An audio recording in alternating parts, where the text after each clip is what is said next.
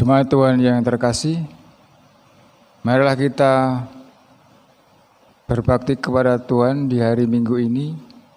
Sekalipun kita masih beribadah secara online, tetapi yakinlah bahwa berkat Tuhan Yesus tercurah bagi kita semua. Marilah kita mengawali ibadah dengan bangkit berdiri dan menyanyikan lagu dari Kidung Jemaat nomor 2, bait yang pertama, Suci, Suci, Suci.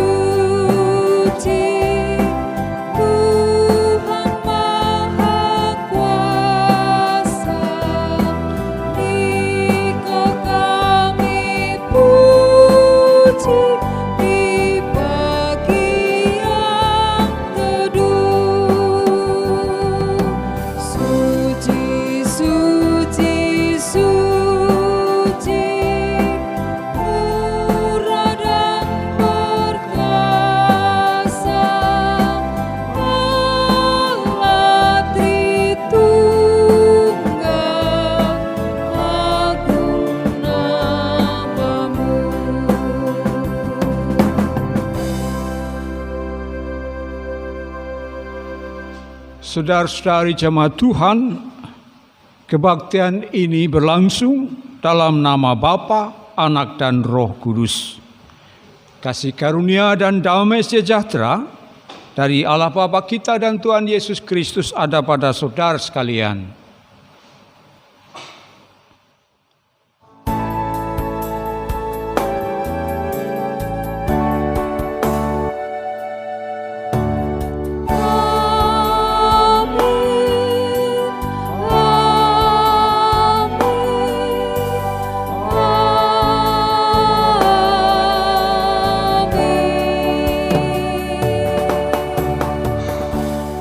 Silakan duduk. Jemaat Tuhan, kita datang ke hadapan Allah dalam sukacita untuk memuliakan Dia. Itu sebabnya mari Kidung Jemaat nomor 3 bait pertama dan kedua kita nyanyikan bersama. Kami puji dengan riang, Dikau Allah yang besar.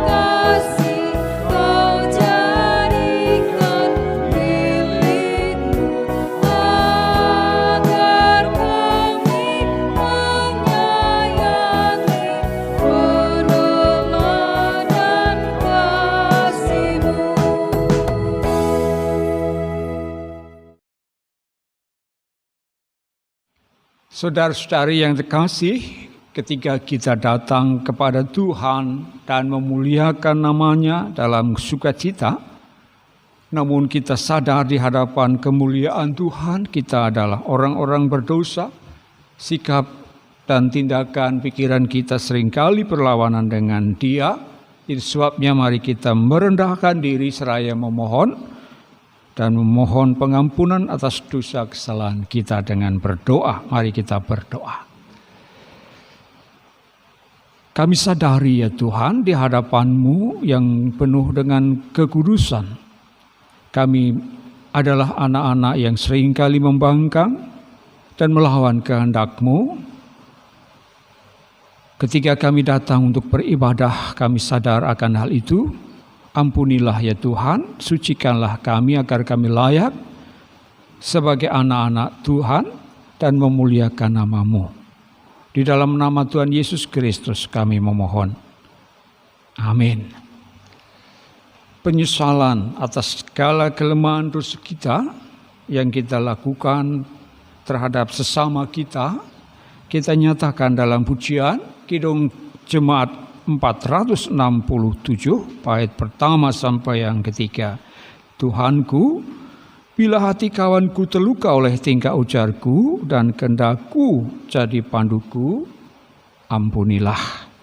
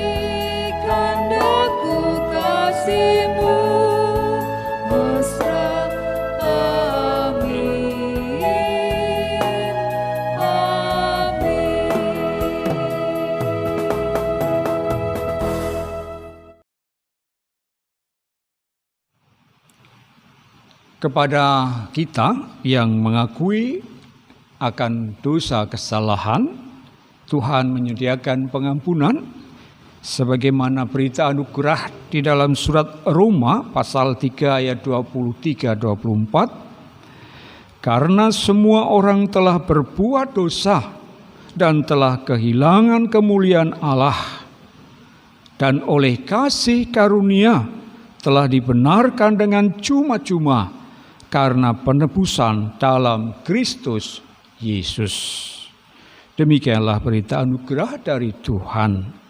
Mari saudara-saudara yang terkasih, kita sambut berita anugerah ini melalui pujian kita, Kidung Jemaat 466a, bait pertama dan yang keempat. Ya Tuhan, isi hidupku dengan anugerah.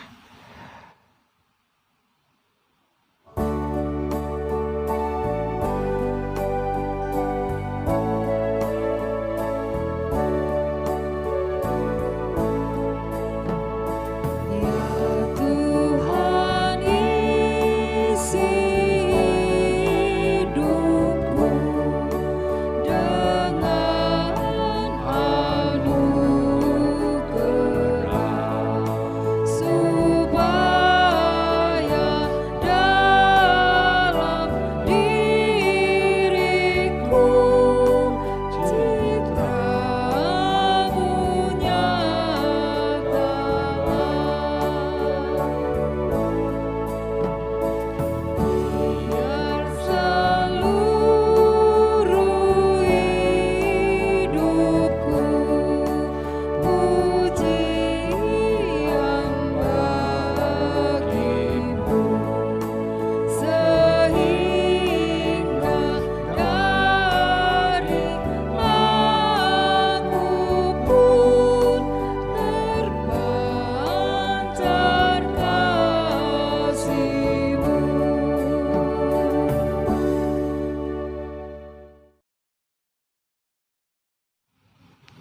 Saudara-saudari yang dikasihi, tibalah saatnya kita hendak mendengarkan sabda Tuhan.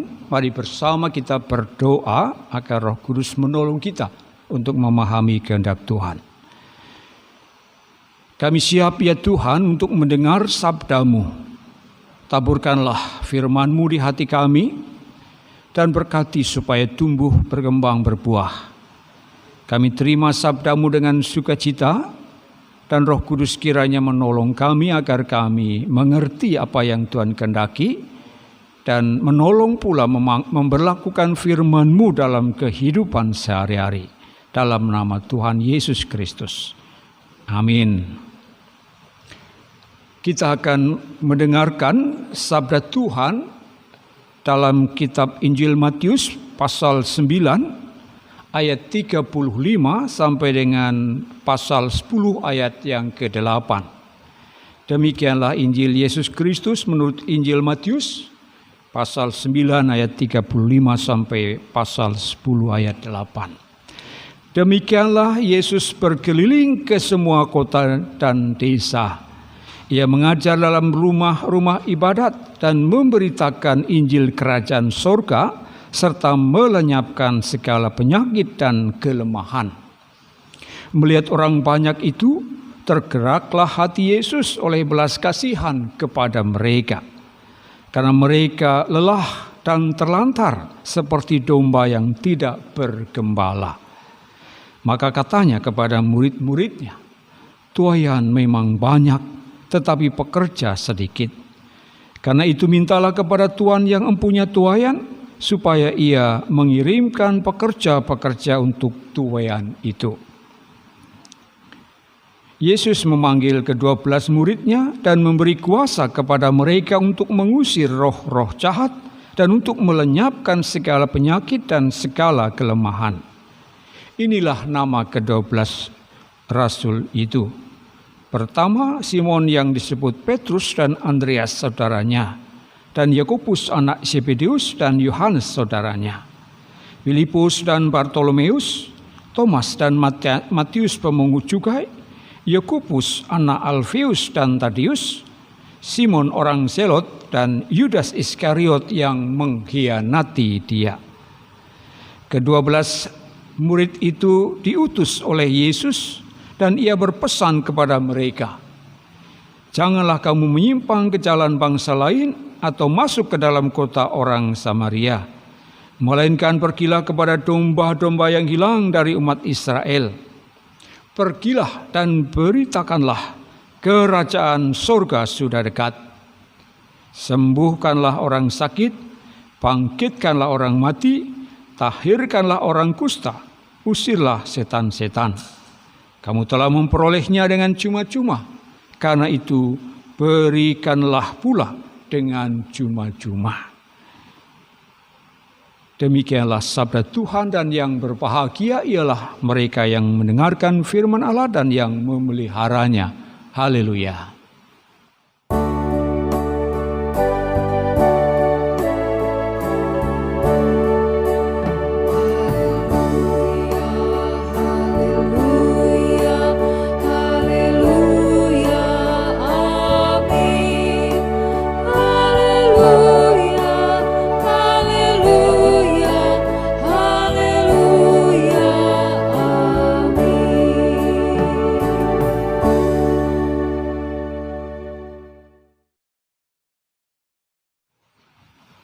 Bapak, Ibu, saudara-saudara yang dikasih, kita sering mendengar tentang orang yang takut menolong orang yang tergeletak karena kecelakaan. Alasannya mungkin takut menjadi saksi atau dijadikan saksi tentang kecelakaan itu.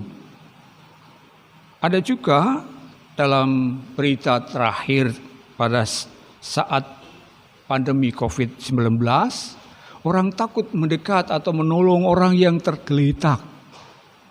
Karena apa? Takut terpapar virus COVID-19. Saudara-saudara, sebenarnya hati nurani seseorang pasti mempunyai perasaan untuk menolong sesamanya yang menderita.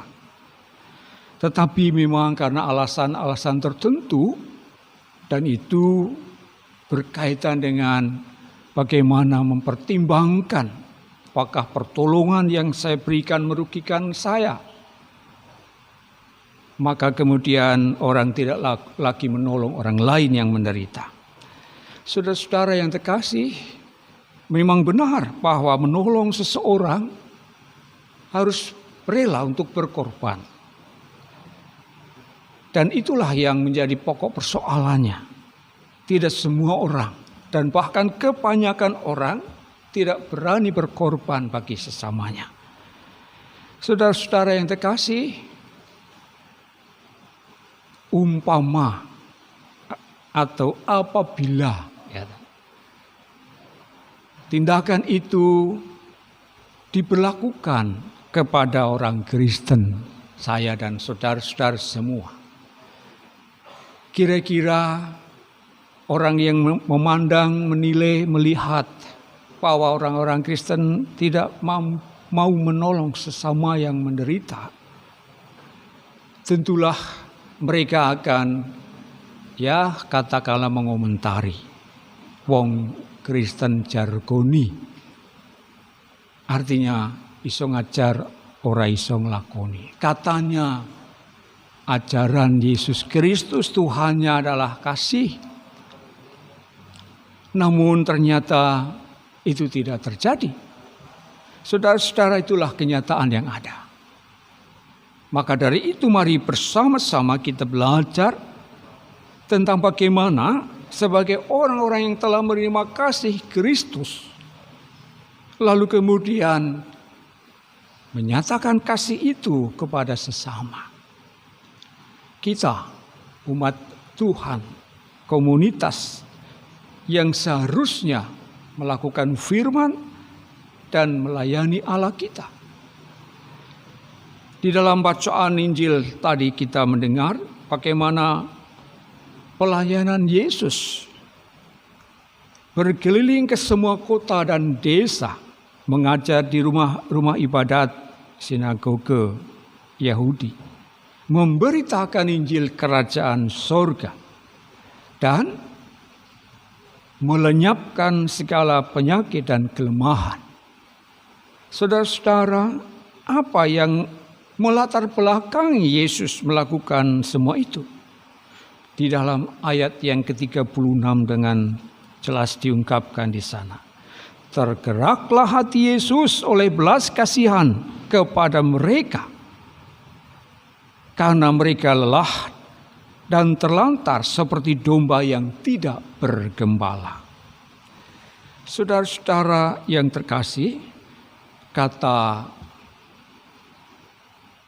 belas kasih berasal dari bahasa Yunani spagnetesis. Ya, saya ulang, spagnetes, ya, yang menggambarkan hati nurani yang terdalam. Artinya tentu dari hati yang terdalam, Yesus mempunyai belas kasihan, kepedulian kepada mereka. Belas kasihan dalam hal ini tentu bukan hanya sekedar simpati, tetapi sampai kepada empati, yakni ikut merasakan penderitaan seseorang dalam susah mereka dan melakukan pertolongan sebagaimana yang menjadi kebutuhan mereka. Saudara-saudara yang terkasih, inilah yang dikerjakan oleh Yesus dalam pelayanannya. Orang-orang itu tidak dijadikan sasaran atau objek belaka, tetapi menjadi subjek, dijadikan teman, sahabat, menempatkan mereka pada proporsinya yang tepat, yang benar. Kadang-kadang kita hanya menjadikan orang-orang yang akan kita tolong sebagai objek. Justru kita yang dipermuliakan. Apalagi kemudian di foto, di video, diviralkan bagaimana semua yang kita lakukan untuk mendapat penghargaan dan seterusnya. Saudara-saudara yang terkasih, di dalam bacaan tadi, Yesus menilai sesuatu bahwa banyak orang yang bagaikan tanpa gembala. Mereka seperti orang yang tanpa gembala, terlantar. Itulah gambaran masyarakat di mana Yesus melayani. Sehingga kemudian Yesus berkata kepada para muridnya, tuaian memang banyak. Mintalah kepada yang mempunyai tuaian supaya dikirimkan tenaga pekerja untuk menuai. Saudara-saudara, di sini kita melihat bahwa memang dibutuhkan orang-orang yang rela untuk menjadi pekerja, untuk menuai, untuk menjadi gembala. Karena memang Tuhan menghendaki manusia dalam hal ini juga terlibat di dalam pekerjaan Tuhan. Itu sebabnya saudara-saudara pada ayat seterusnya Yesus menetapkan, Yesus memilih 12 rasul untuk kemudian diberi kuasa menyatakan pekerjaan-pekerjaan yang Yesus lakukan juga. Mereka terdiri dari 12 orang. Tadi disebutkan 12 rasul Yesus. Simon yang disebut Petrus, Andreas saudaranya, Yakobus anak Zebedeus dan Yohanes saudaranya, Filipus, Bartolomeus, Thomas, Matius pemungut cukai, Yakobus anak Alfeus dan Tadius, Simon orang Zelot dan Yudas Iskariot. 12 rasul ini tidak hanya dipanggil saja, tetapi juga diutus. Tidak hanya diutus saja tanpa bekal, tetapi diberi kuasa untuk mengusir setan, untuk menyembuhkan orang sakit, bahkan membangkitkan orang mati. Artinya di sini Bapak Ibu Saudara-saudara, pengutusan Yesus menempatkan para rasulnya untuk menjadi bagian dalam pekerjaan Yesus. Dan Yesus memerintahkan supaya mereka memberitakan bahwa Injil atau kabar sukacita tentang kerajaan Allah atau kerajaan sorga yang sudah dekat. Orang-orang dipanggil untuk tunduk dan menundukkan diri di dalam pemerintahan kerajaan Allah ini agar mereka mendapat keselamatan. Saudara-saudara, mari kita bersama-sama menghayati bagaimana perutusan Yesus ini juga berlaku bagi setiap kita. Kita telah menerima keselamatan. Kita telah menjadi waris kerajaan Allah. Kita telah menerima penebusan walaupun kita semula adalah orang-orang berdosa. Di dalam surat Roma tadi diungkapkan, semua orang telah berbuat dosa dan kehilangan kemuliaan Allah. Namun oleh kasih karunia telah dibenarkan dengan cuma-cuma karena penebusan dalam Kristus Yesus. Itulah sebabnya orang-orang yang telah menerima penebusan dan menerima kemuliaan Allah, kehidupan kekal dengan cuma-cuma, Yesus mengatakan kepada para rasulnya demikian, kamu telah memperolehnya dengan cuma-cuma, yakni keselamatan yang diperolehnya dalam iman kepada Yesus Kristus.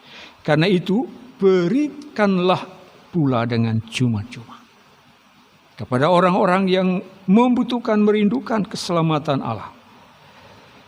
Tentulah perutusan ini tidak hanya berlaku pada masa itu kepada murid-murid Yesus.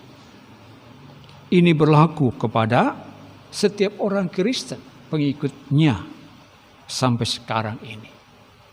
Pertanyaannya saudara-saudara, apakah saudara-saudara merasa dipanggil oleh Tuhan?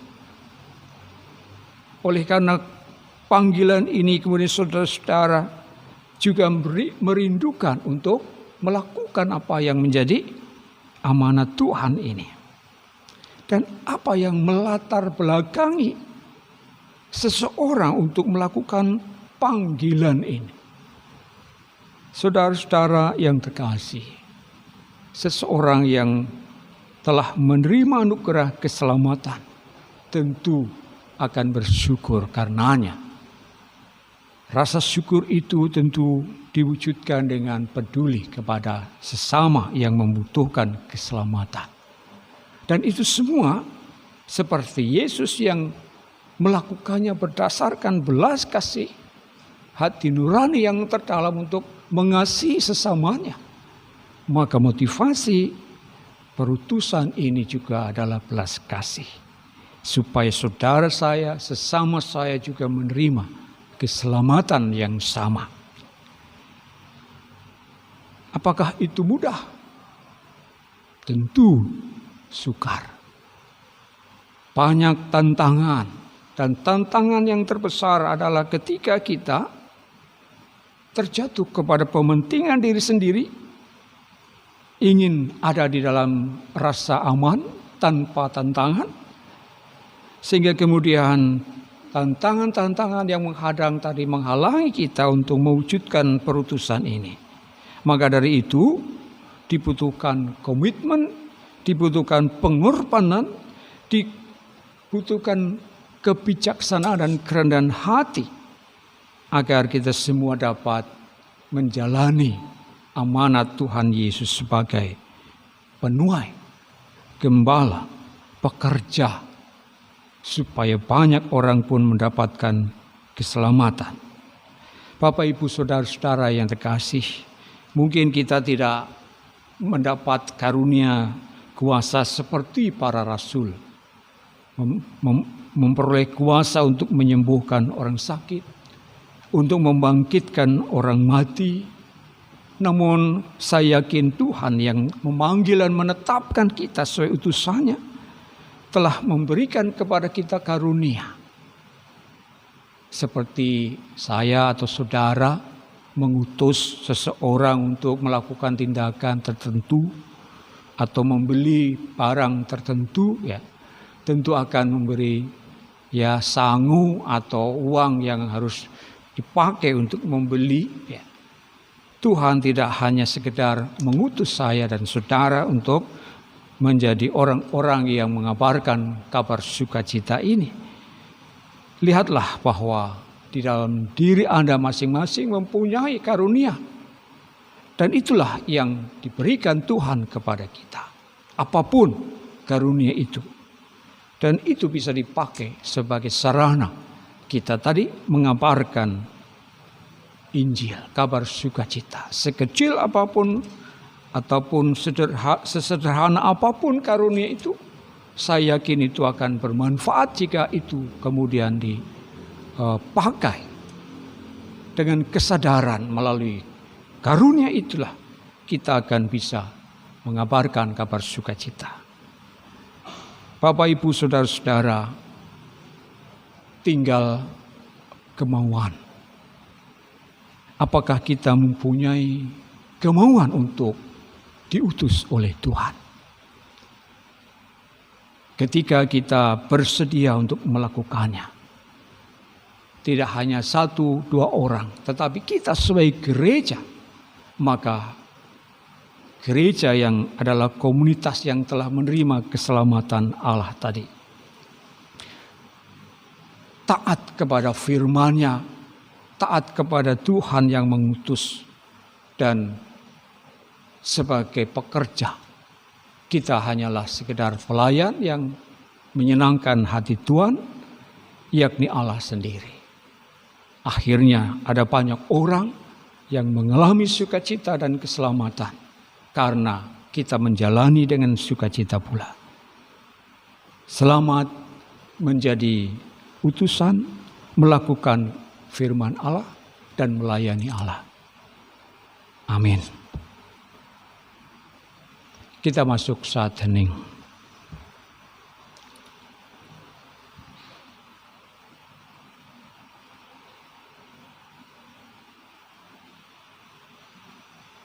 Cukup kita akan tanggapi bersama dengan menyanyikan Kidung Jemaat 428. 29, masih banyak orang berjalan dalam kuasa gelap. Tuhan tolong kami, sadarkan tiap orang sesat.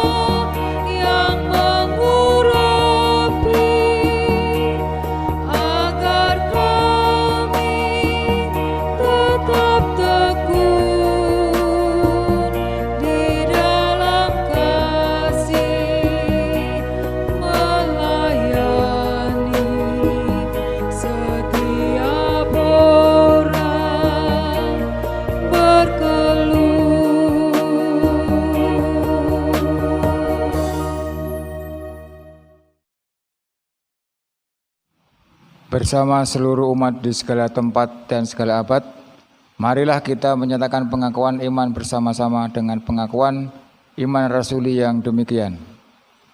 Aku percaya kepada Allah, Bapa yang Maha Kuasa, Khalik langit dan bumi, dan kepada Yesus Kristus, anaknya yang tunggal Tuhan kita, yang dikandung dari Roh Kudus, lahir dari anak darah Maria, yang menderita di bawah pemerintahan Pontius Pilatus, disalibkan, mati dan dikuburkan, turun ke dalam kerajaan maut.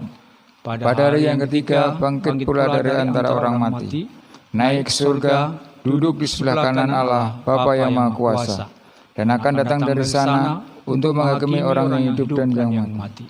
Aku percaya kepada Roh Kudus, gereja yang kudus dan am, persekutuan orang kudus, pengampunan dosa, kebangkitan daging, dan hidup yang kekal.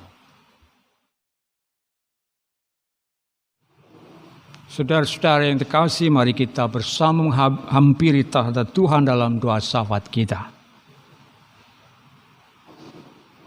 Kami bersyukur ya Tuhan, Engkau telah menerima kami, Engkau memanggil kami sebagai umat-Mu, dikaruniai keselamatan dengan cuma-cuma oleh iman percaya kepada Tuhan Yesus Kristus.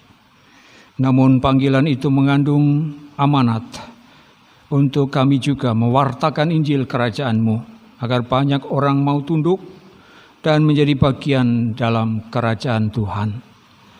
Oh Tuhan, terima kasih atas kesempatan dan Engkau melayakkan kami untuk mengambil bagian di dalam pekerjaan-pekerjaan-Mu. Tuhan, itu sebabnya kami menyerahkan diri kami sebagai umat-Mu. Berkatilah ya Tuhan gereja-Mu di dalam hidup kami sehari-hari, agar dapat mengaplikasikan semua ajaran-ajaran Kristus didasari oleh welas asih kepada sesama, kami mempraktikkan apa yang menjadi amanat Kristus. Oh Tuhan, tumbuhkanlah selalu di dalam hati nurani kami belas kasihan dan ingin peduli dan berempati kepada sesama. Dengan itu Tuhan, kami hendak memuliakan nama Tuhan, Allah yang Maha Pengasih Penyayang. Berkati segala pelayanan yang dilakukan oleh gerejamu, agar semua itu menjadi sarana orang-orang terberkati. Terlebih Tuhan, di masa pandemi COVID-19 ini, Tuhan tetap memelihara iman warga gereja, walaupun kami belum bisa beribadah secara normal, tetapi kami yakin Tuhan akan memelihara dan menguatkan agar mereka, anak-anak-Mu, tetap setia kepadamu. Tuhan, kami juga berdoa sebagai gereja untuk kehidupan masyarakat di mana kami boleh tinggal. Mereka sungguh terpengaruh oleh adanya wabah COVID-19 ini, terutama ya Tuhan secara ekonomi. Kami mohon Tuhan, Kau berkati segala upaya, setiap usaha-usaha untuk mengatasi persoalan-persoalan yang muncul yang diakibatkan oleh wabah pandemi COVID-19 ini. Pemerintah dengan segala jajarannya dari pusat sampai daerah dan semua personil sukarelawan yang Tuhan pakai untuk mengatasi agar wabah ini segera berakhir, Tuhan berkati. Berikanlah kesadaran kepada masyarakat untuk dapat hidup seturut kehendak-Mu untuk memupus penyebaran virus corona ini. Oh Bapa, kami juga berdoa untuk warga gereja yang saat ini sedang menderita karena sakit seperti yang dialami oleh Bapak Kasang Opnam di Surabaya, Ibu Ngasiran yang masih dalam pengobatan, dan juga saudara-saudara kami yang lain. Tuhan, tolonglah mereka untuk mereka mendapatkan pemulihan dan kekuatan karena Engkau mengasihi mereka. Juga mereka yang menderita oleh karena kekurangan rezeki, Tuhan limpahkan agar mereka dapat mencukupi kebutuhan. Oh Bapa, kami serahkan segala sesuatunya dalam hidup ini, dalam kuasa pemeliharaan Tuhan. Terpujilah nama-Mu ya Bapa, kekal selamanya. Dalam nama Yesus Kristus kami berdoa, seperti juga berdoa sebagaimana yang diajarkan Yesus. Bapa kami yang di sorga, dikuduskanlah nama-Mu. Datanglah kerajaan-Mu, jadilah kehendak-Mu di bumi seperti di sorga. Berikanlah kami pada hari ini makanan kami yang secukupnya. Dan ampunilah kami akan kesalahan kami, seperti kami juga mengampuni orang yang bersalah kepada kami. Dan janganlah membawa kami ke dalam pencobaan, tetapi lepaskanlah kami dari yang jahat. Karena Engkaulah yang mempunyai kerajaan dan kuasa dan kemuliaan sampai selama-lamanya. Amin. Jemaat yang dikasihi Tuhan, tiba saatnya kita mengaturkan persembahan kita kepada Tuhan. Sebagai dasar kita mempersembahkan, kita ambil dari Mazmur 111 ayat 1 sampai dengan 5. Mazmur 111 ayat 1 sampai dengan 5. Haleluya, aku mau bersyukur pada Tuhan dengan segenap hati, dalam lingkungan orang-orang benar dan dalam jemaah. Besar perbuatan-perbuatan Tuhan, layak diselidiki oleh semua orang yang menyukainya. Agung dan bersemarak pekerjaannya, dan keadilannya tetap untuk selamanya. Perbuatan-perbuatannya yang ajaib dijadikannya peringatan. Tuhan itu pengasih dan penyayang. Diberikannya rezeki kepada orang-orang yang takut akan Dia. Ia ingat untuk selama-lamanya akan perjanjiannya. Marilah kita menyanyikan bersama Kidung Jemaat 365B ayat 1 dan yang kedua. Tuhan ambil hidupku.